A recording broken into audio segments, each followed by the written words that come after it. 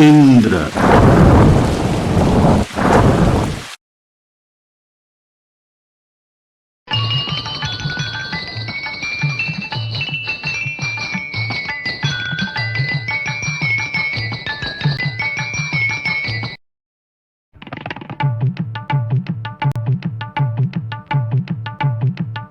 Mandalam 1, Suktam 28.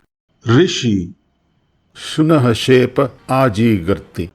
Devata, Indra, Sunusomam, Chandas, Anushtubh, Gayatri.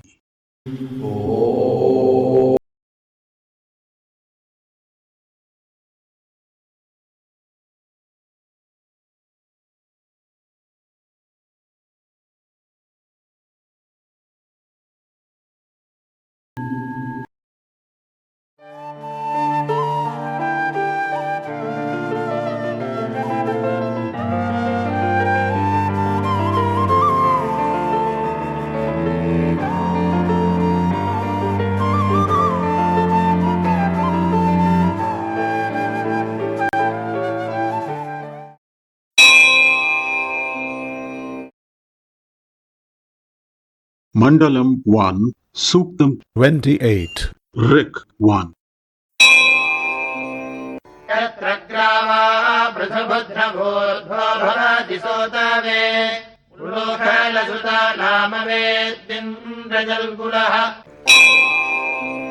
Where pestle having wide bottom, being erect to press out soma. Besides, Indra, you swallow down from pressed out in mortar, assuredly.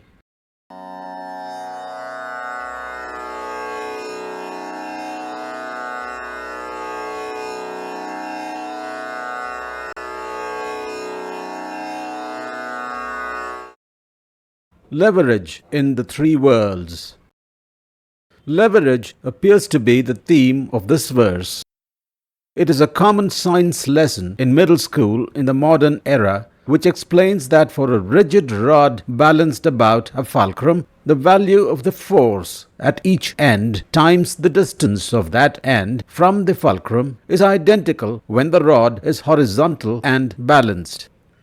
When this notion is applied to a pestle, the longer its erect handle, the greater is the leverage with which stalks of the soma plant are crushed to extract sap that is used as an offering into the fire at the sacrificial altar. One can find correspondences of this notion in the body mechanisms of all life forms. Leverage is a universal truth that nature employs in ubiquity. It stands to reason that this notion can be extended to abstractions as well. In Vedic visualization, Indra, as the universal regulator, ingests this truth in his constant endeavor to maintain balance and equilibrium in all existential systems.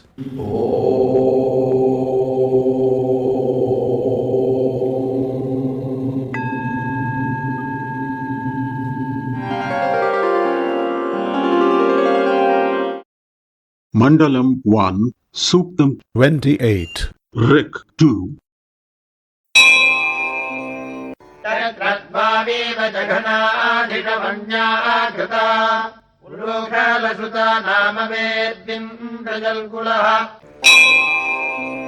Besides, where two parts of hand press for extracting and straining soma juice are made like two buttocks, assuredly, Indra, you swallow down from pressed out in mortar.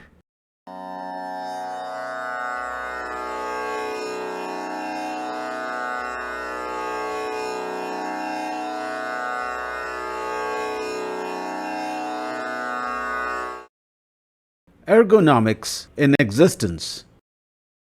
All mortal bodies are designed by nature according to the principles of ergonomics, which is inherent to its functioning to minimize physical effort and discomfort in performance, given the need and purpose of the life form in question, and so maximize its operational efficiency considering the energy expended.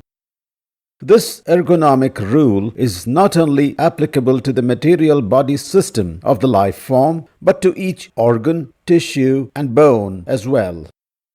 There is nothing that is redundant within mortal bodies, catering to potential future possibilities of requirements also, which is a necessity for evolution to happen. This absolutely legitimizes the correlation of any phenomenon, real or abstract, to anything else in creation. That is seen to be valid too. The metaphor of buttocks to explain the process of pressing out soma sap using an appropriately shaped hand presser or a mortar and pestle is one instance of such a correlation. Etiquettes are time, era, and society specific and are prone to intermittent change. Science recognizes no such restraints and calls out things for what they are. So does Rigvedic thought when it comes to explaining scientific principles that it recognizes to be universal or even segmental truths.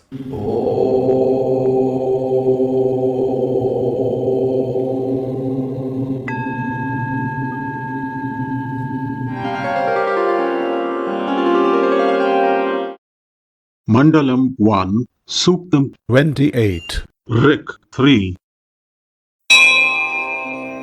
यत्र नार्यवच्चवमोपच्चवम् च शिक्षते पुरोखलसुता नाम वेद्विन्द्रजल्कुलः. Besides, where a woman learns moving away and moving towards, assuredly, Indra, you will swallow down, pressed out in mortar.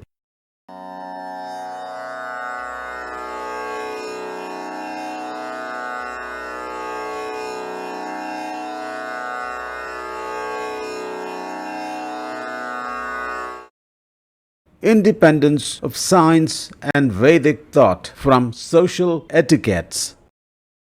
The independence of science and Vedic thought from prevailing social norms is even more starkly on display in this verse as compared to the previous. A direct reference to the movements of a woman's body during the initiation of the propagational process is mentioned as an example of the functions of Indra, Agni, and Vaayu in regulating every body movement in a manner that is necessary to meet inevitable existential needs of a life form. By the law of inertia, any change to be made to a given state of a body requires an external force to be applied. This force is contributed by the personified divinities residing inside our bodies, leveraged by intent, and if envisioned to be insufficient, leverage is further boosted by external supplements. Soma sap is one such supplement recommended by Vedic thought, which too is independent of the era of usage, like the thought itself. The sap, when ingested, is said to invigorate the entire pantheon of divinities into discharging all their assigned functions efficiently. The sculptures that we see on temple walls celebrating human anatomical peculiarities, when viewed in this light, are depictions of truth. It also needs to be emphasized that Vedic thought also associates another functional element called dharma with every truth, where truth with dharma bestows happiness, while truth without it confers suffering. Though all divinities are involved in every mortal action, Indra is particularly mentioned as the partaker of the pressed out because, as a regulator, the primary responsibility of ensuring adherence to truth according to dharma is his by human reckoning.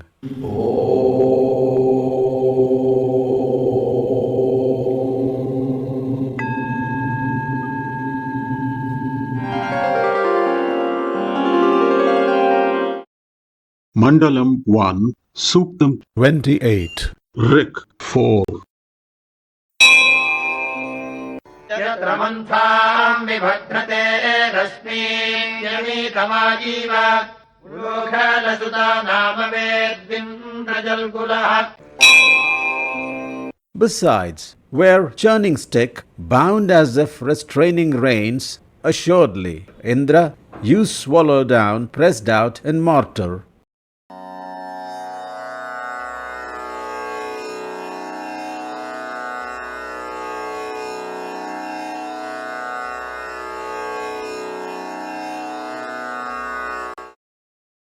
Truth and Dharma. The element of dharma associated with every truth mentioned in the earlier verse is metaphorically explained here. The metaphor used is that of a churning stick with reins used in any kitchen. The stick and its churning action is the truth in focus, while the reins depict dharma. The intended churning produces desired results as long as it is reined in and maneuvered to perform its task appropriately. Loosening the reins results in inefficiency and undesirable outcomes. Reined-in churning is the complete truth, in contrast to the incomplete one without its associated dharmic element. In Vedic texts, we repeatedly come across categorization of natural laws and their functions in a manner very different from the way they are explained in the modern era. The notion of mentioning them as divinities like Indra, Agni, Vaayu, and so on, their personifications with extended anatomies to describe their multiple functionalities, creating legends with divinities figuring in them as protagonists or antagonists with human behavior projected upon them, are all ardent endeavors on the part of the wise to make the layperson to understand truths in the correct perspective and follow the associated dharmic principles that prescribe the use of these truths in daily life with conviction. The collection of all such truths with their respective dharmic elements is the Rig Veda.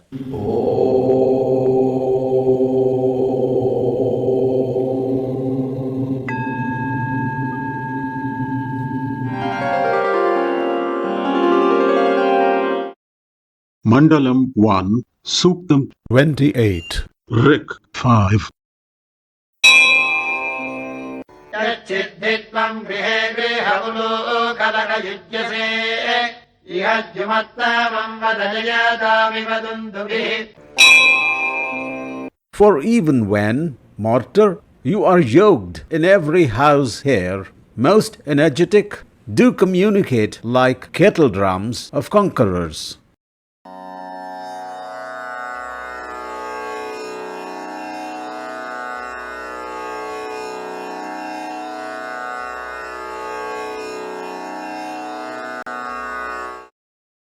Glory be to the mortar and pestle combined.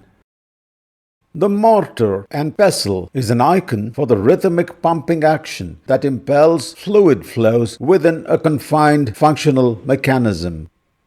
As any movement of matter results in conversion of some amount of energy expended to initiate and sustain it to be converted to heat and sound, they'll leave telltale signatures for other mechanisms around it to detect and decipher its state of being. The pulse beat that we monitor to know the heartbeat rate is one such. As every living thing requires something to flow within it to be alive, there is a mortar-pestle equivalent within every body mechanism, aligned and synchronized with its activity pattern.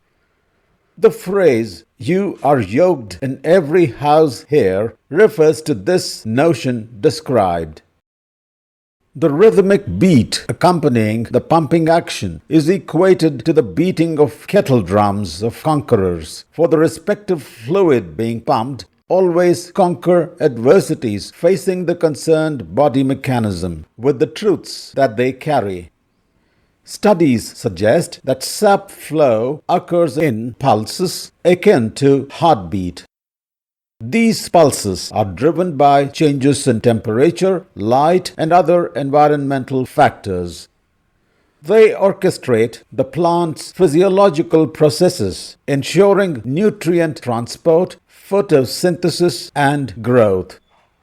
This is the reason that mortar and pestle, representative of every pumping movement in any life form and that aids in the progression of existence, is so venerated, with verses written about its glory and its contributions.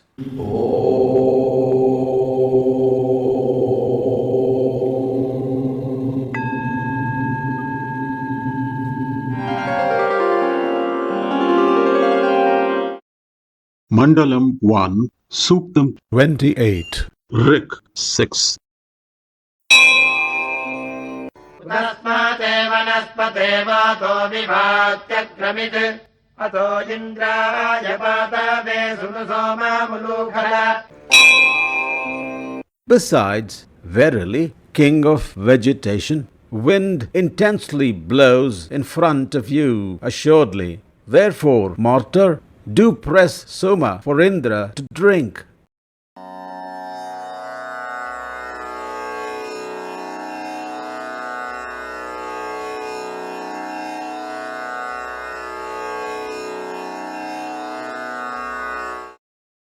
The Soma cycle. Sap is the essence of plant life, which regulates and sustains vegetation, drawing water and nutrients from the soil through roots and reaching it to every plant tissue by capillary action, which is the combination of surface tension and adhesive forces between the liquid and capillary walls. As regulation and sustainment are the primary responsibilities of a king towards his subjects, sap is considered the king of vegetation or vanaspati. There is a functional link between the characters mentioned in this verse. Sap of vegetation, made up of water and other soil-based nutrients, are drawn by the forces at play that are compared to a mortar and pestle to make sap flow through plant tissues. Heat transfer occurs when leaves transpire during photosynthesis, releasing water vapor. Wind induced by this heat transfer, Agni, is carried up into the sky and to Indra as clouds. Indra, the atmospheric regulator, in his exhilaration causes precipitation that percolates down into the ground to become sap again. One could perhaps call this the Soma cycle that sustains plant life. Plants produce food for all other living beings, so the Soma cycle promotes and sustains life in general. Humans attempt to symbolically mimic this cycle in their rituals to remind themselves of this truth repeatedly and to restrain them from even inadvertently disrupting this cycle, which will cause harm to all mortal life.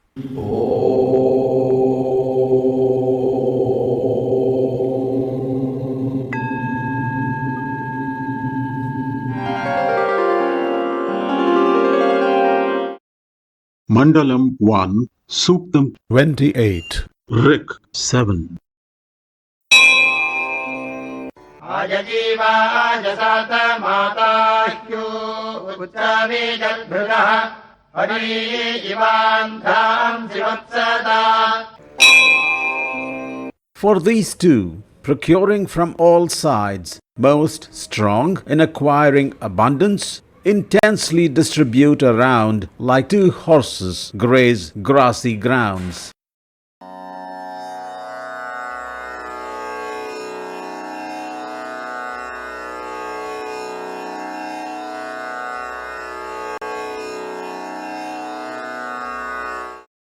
Kings of the plant kingdom, xylem and phloem. It is interesting to see the plot of the Soma cycle slowly unravel with a new character included in the mix that can be inferred from the usage of the phrase "these two," which in the context of the verse discussing sap and regulation of plant functions can mean only one thing, which is the notion of a shadow king who shares certain responsibilities of regulation and sustainment of plant life of the primary king. In the parlance of contemporary science, these two kings are called xylem and phloem.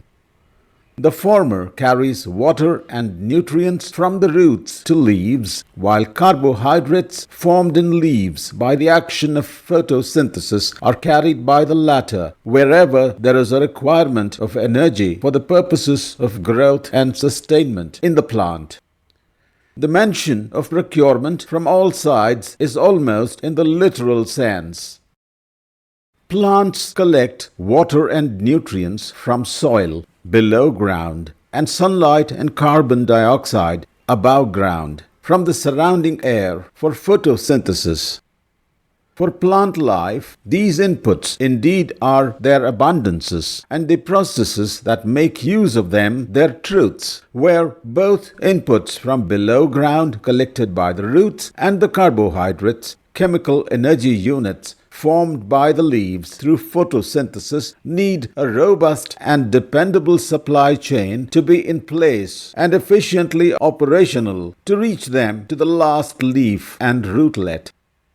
The kings, xylem and phloem, ensure that this need is met, their exertions being compared to two horses grazing grassy pastures, one below ground and the other in the surrounding air.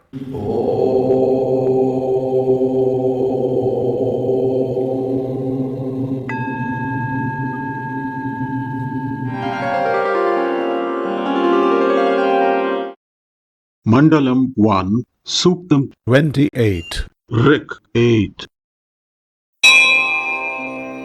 आनो अद्यमानस्पति ऋष्वा ऋष्वेभिः स्तोतृभिः इन्द्राय मधुमत्सुतम्. They both, kings of vegetation, sublime with the sublime pressing ones, do press out now, pleasant as honey for us and for Indra.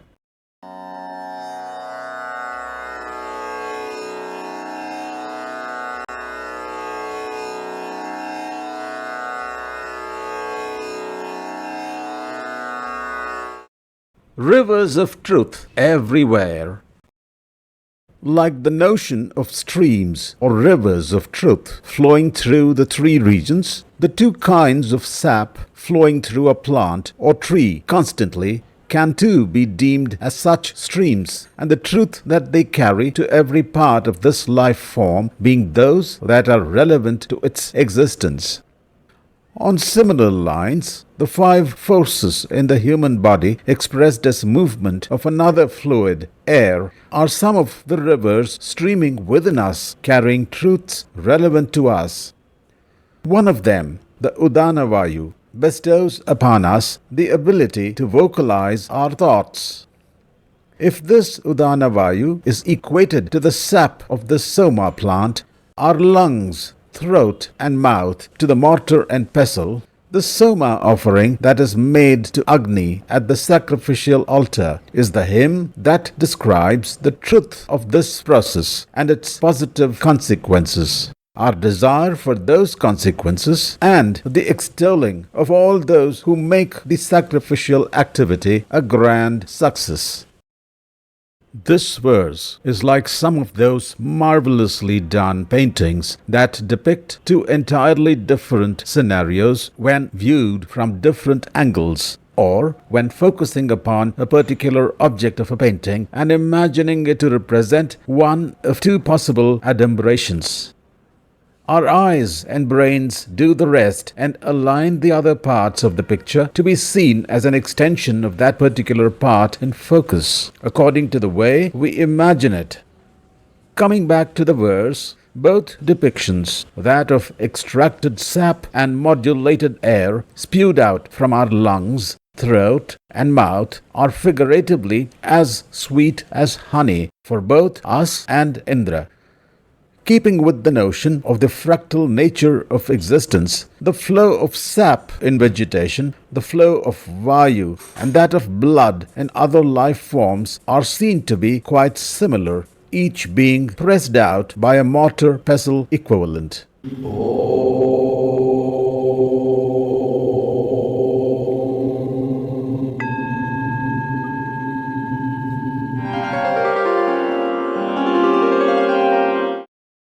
Mandalam 1, Suktam 28. Rig 9. उत्थिष्टम् सम्मोद्भरसोमम् पवित्राश्रीज निधेहि गोरधिपति. Do bring soma remaining in both vessels. Do pour it down verily into the strainer. Do hold it from above in leather of cow.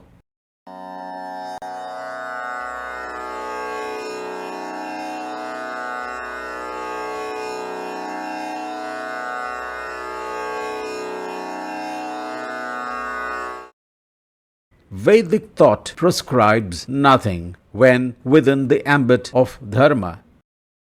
We come back to the notion in Vedic thought of the cow as the repository of truth and its milk the wealth of truth that the cow distributes to all seekers.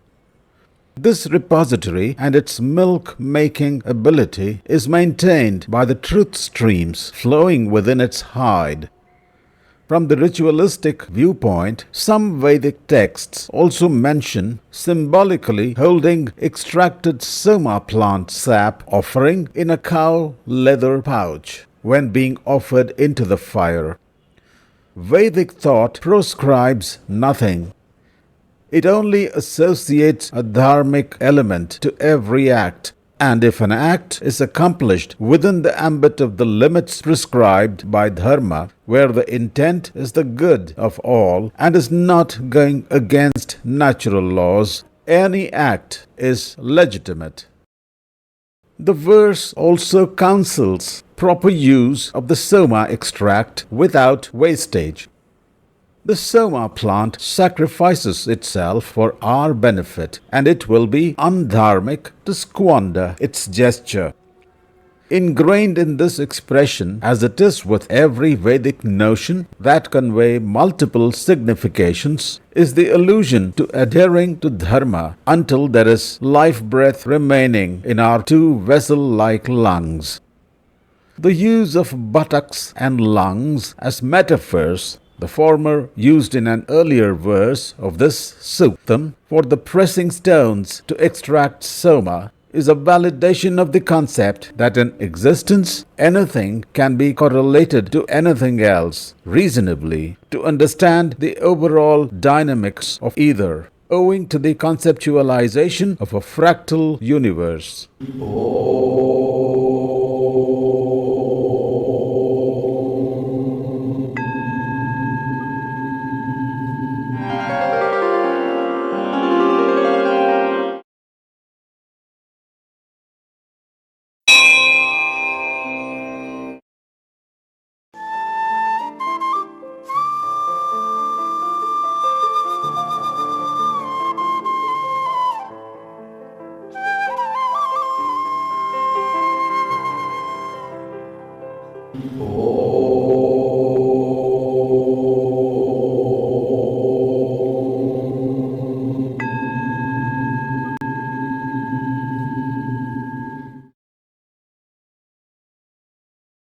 If you found this video informative and relevant, please like and share it.